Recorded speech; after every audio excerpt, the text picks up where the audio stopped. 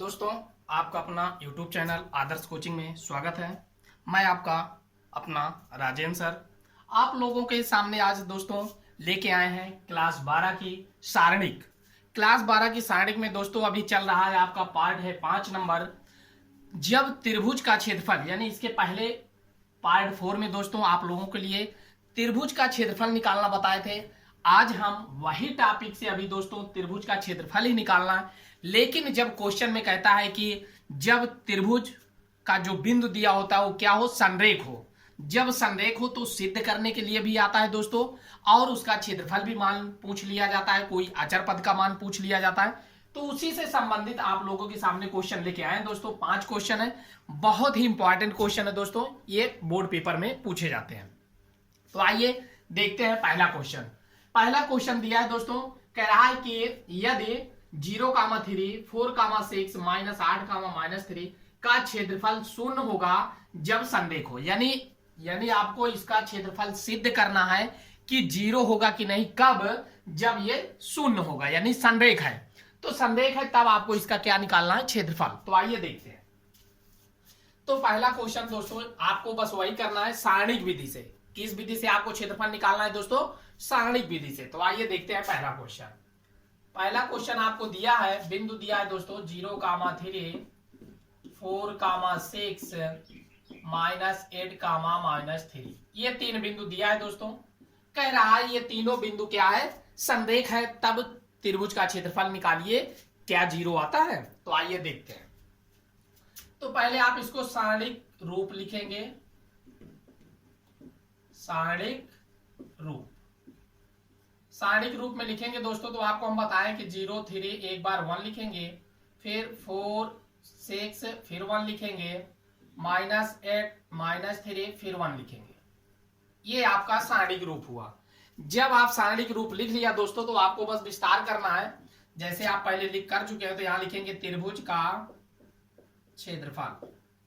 हम आपसे बताएं त्रिभुज का क्षेत्रफल निकालेंगे तो आप 1/2 लिखेंगे। फिर आपको पहले जैसा विस्तार करना है, 0 लेंगे आप दोस्तों, तो ये आपका नहीं लिखा जाएगा, ना तो रो लिखा जाएगा ना कॉलम, ये इतना लिखा जाएगा। अब आपको पता है ऊपर से नीचे गुणा करते हैं तो प्लस, नीचे से ऊपर करते हैं तो माइनस, ये माइनस क्या कर देगा प्लस, तो 3 का नाम 3। फिर -3 लिया दोस्तों तो आपको पता है ना तो ये कॉलम लिखा जाएगा ना रो, तो 4 का नाम 4, फिर माइनस होगा, ये माइनस क्या कर दिया प्लस, 8 का नाम 8। फिर उसके बाद +1 ले लिया। अब आपको ना तो ये कॉलम ना रो, फिर 4 तिया 12 -12 आएगा, फिर माइनस होगा, लेकिन ये माइनस क्या कर देगा प्लस, 8 6 48। ये इतना आपको दोस्तों समझ में आया होगा, बहुत ही आसान है। फिर उसके बाद 1/2 रहने दो।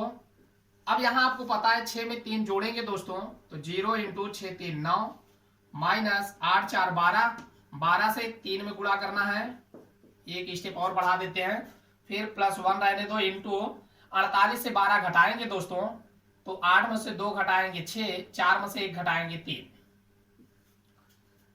अब उसके बाद आपको पता है कि 9 से 0 में गुणा करेंगे, ये क्या आ जाएगा 0, इससे आपसे कोई मतलब नहीं दोस्तों।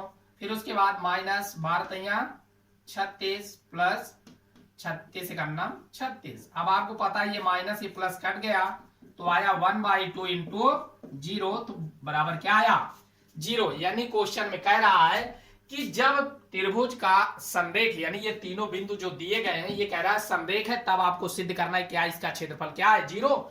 तो आपको पता हो गया क्या है 0, तो ये आपका सिद्ध हो गया। हमें विश्वास है आपको समझ में आया होगा। अगर समझ में आ रहा है दोस्तों तो लाइक करें और सब्सक्राइब करें और अपने दोस्तों के पास शेयर करें।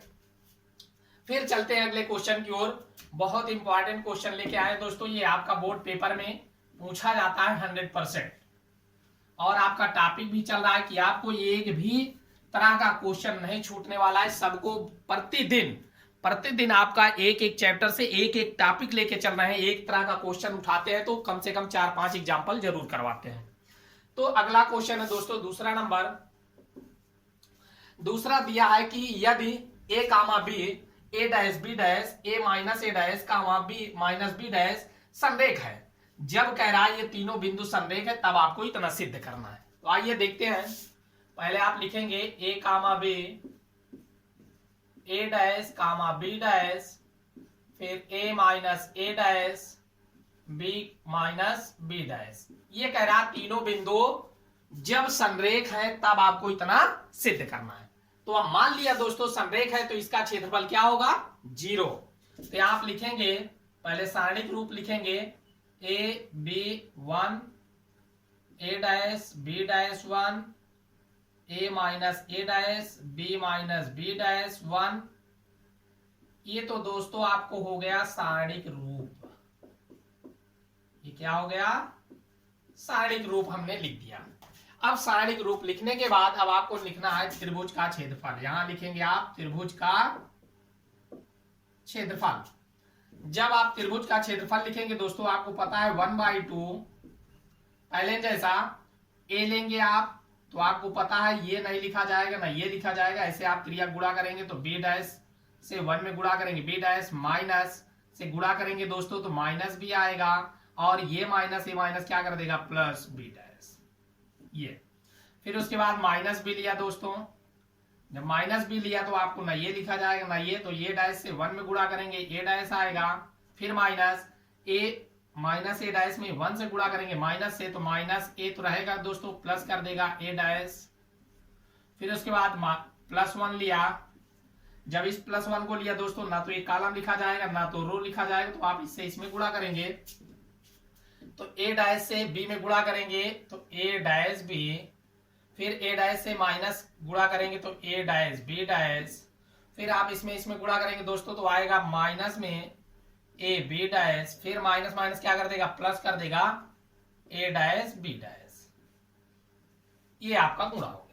अब आपको पता है कह रहा है त्रिभुज का जब क्षेत्रफल क्या है संरेख है। संरेख है तब आपको सिद्ध करना है दोस्तों। तो आपको संरेख का मतलब होता है इसका क्षेत्रफल क्या हो गया 0। जब इसका क्षेत्रफल 0 हुआ 2 से आप इधर गुणा कर देंगे क्या कर देगा 0 कर देगा। तो ये 2 का काम खत्म हो गया दोस्तों। आप इसमें अब गुणा करें ए से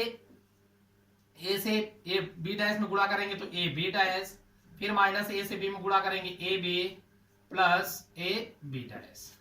फिर उसके बाद माइनस बी से गुणा करेंगे तो B A dash minus minus का प्लस ए बी। फिर माइनस प्लस का माइनस बी ए डैश 1 से गुणा करेंगे वही सब रहेगा दोस्तों कोई फेर बदल होने वाला नहीं है। ये अब इसमें आपको देखना है जो कटने लायक है आप उसको क्या करेंगे दोस्तों प्लस माइनस में काट देंगे। ए बी डैश और कहीं है ए बी डैश देखिए यहाँ प्लस में है दोस्तों और यहाँ पे माइनस में। ये आपका कैंसिल हो गया माइनस ए बी। ये दोस्तों माइनस ए बी है ये प्लस ए बी। फिर उसके बाद देखना है ए बी डैश कहीं है कहीं नहीं है दोस्तों। B A dash minus minus में B A dash minus minus दोस्तों ये नहीं कटेगा। यहाँ पे चेक कर लीजिए नहीं माइनस प्लस में मिस्टेक हो सकता है। माइनस बी से ए डैश में गुणा कर दिया। यहां पे दोस्तों ये आपका जब भी लिया था हमने तो ये आपका गुणा हुआ था ये हुआ था माइनस माइनस प्लस सही है। चलो देख लेते हैं आगे। फिर ए डैश बी डैश ये माइनस प्लस में दोस्तों ये कैंसिल हो गया आपका। अब इसमें देखिए ए बी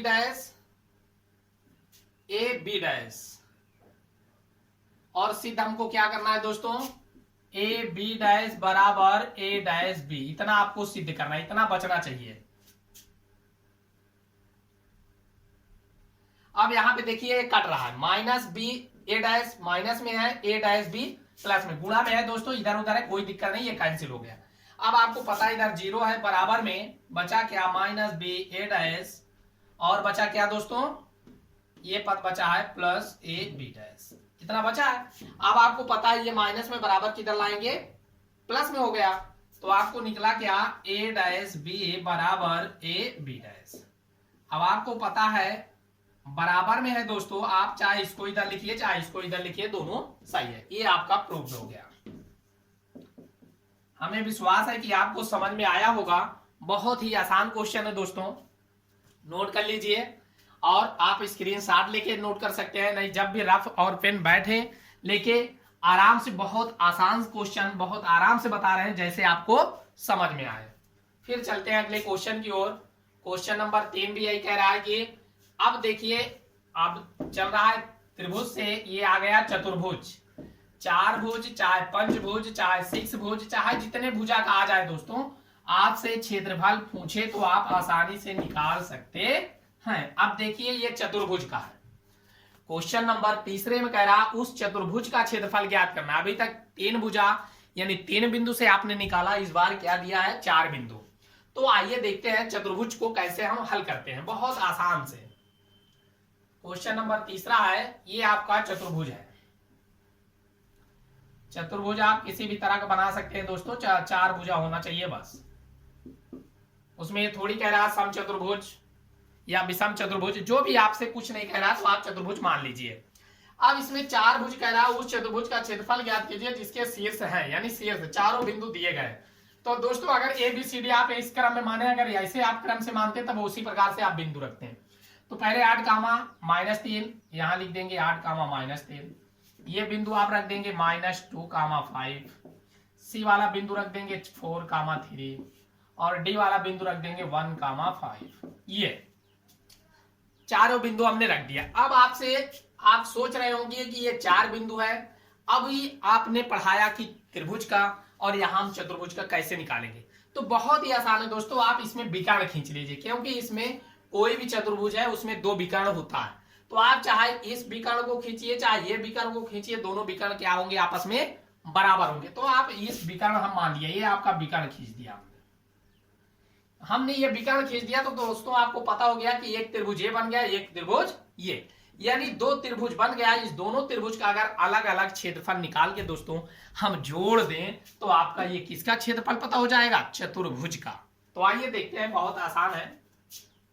अब यहां लिखेंगे हम त्रिभुज ए बी डी का क्षेत्रफल, यानी ए बी डी। तो ए बी डी का बिंदु पहले लिख लेते हैं, ए बी डी का 8 कामा -3 -2 कामा 5 फिर 1 कामा 5, ये तीनों बिंदु है ए बी डी। अब ए बी डी का फिर वही सारणिक रूप लिखेंगे दोस्तों, सारणिक रूप लिखेंगे आप, सारणिक रूप लिखेंगे आप जब, तो 8 -3 1 -2 5 1 1 5 1, ये तो आपका क्या हो गया सारणिक रूप। अब सारणिक रूप जब हो गया तो आपको वही क्षेत्रफल निकालना है जैसे आप इसके पहले निकाल चुके हैं।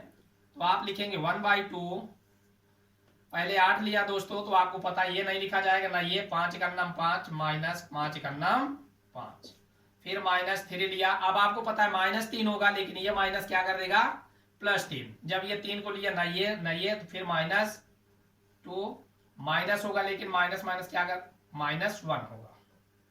यहां देखिए -2 से 1 में गुणा किया -2, अब +1 से +1 में गुणा करेंगे, लेकिन -1 रहेगा क्योंकि आपको नीचे से ऊपर गुणा करते हैं तो माइनस में आता है। फिर +1 लिया दोस्तों, अब आपको पता है ना ये रो लिखा जाएगा ना ये पंक्ति, यानी ना तो कॉलम ना तो पंक्ति। अब -2 से 5 में गुणा करेंगे -10 -5, ये आपका। अब इसको आप हल करेंगे तो आप लिखेंगे 5 में से 5 घटाएंगे दोस्तों 0 आएगा, 0 से 8 में गुणा करेंगे, इसका काम खत्म। फिर -2 में -1 जोड़ेंगे, -2 1 3, -3 से +3 में गुणा करेंगे तो माइनस में आएगा 9, 2 1 3 3 3 9 -9। 10 में 5 जोड़ेंगे, 10 5 15 -15 -15, 15 में 9 जोड़ेंगे दोस्तों कितना आया 24, 9 5 14 1 1 2 -24, 2 से काटेंगे दोस्तों, 2 1 9 2 2 2 4 -12 आया। अब आपको पता है क्षेत्रफल ऋणात्मक नहीं होता, तो यानी इतने का क्षेत्रफल कितना निकल आया दोस्तों 12। तो एकदम इसी प्रकार से आप किसका क्षेत्रफल निकाल लेंगे, त्रिभुज BCD का, त्रिभुज BCD का क्षेत्रफल। BCD का क्षेत्रफल निकालें, पहले आप सारणिक रूप लिखेंगे दोस्तों, -2 5 1 लिखेंगे, 4 3 1 लिखेंगे, 1 5 1 लिखेंगे। लिख दिया गया। फिर 1/2, फिर वही नियम लगाना है आपको, -2 लिया ना, तो ये लिखा जाएगा ना, ये 3 का नम 3 -5 का नम 5, फिर -5 लिया, ये गया 4 का नम 4, -1 का नम 1, फिर +1 लिया ना, ये गया 4 पंचे 20, -3 का नम 3। फिर उसके बाद 1/2 रहने दो, 5 में 3 घटाएंगे दोस्तों -2 से माइनस में गुणा करेंगे, माइनस माइनस प्लस कर देगा, 2 दूना 4, 4 में से 1 घटाएंगे 3, 3 पचे 15, -15। फिर उसके बाद 20 में से 3 घटाएंगे 17 +17। अब आपको पता है दोस्तों, ये 17 हुआ, ये 4, 17 4 21, 17 4 21 हुआ, तो 21 -15 आप घटाएंगे तो 11 में से 5 घटाएंगे 6/2, 2 तैया 6। हमें विश्वास है आपको समझ में आया होगा दोस्तों।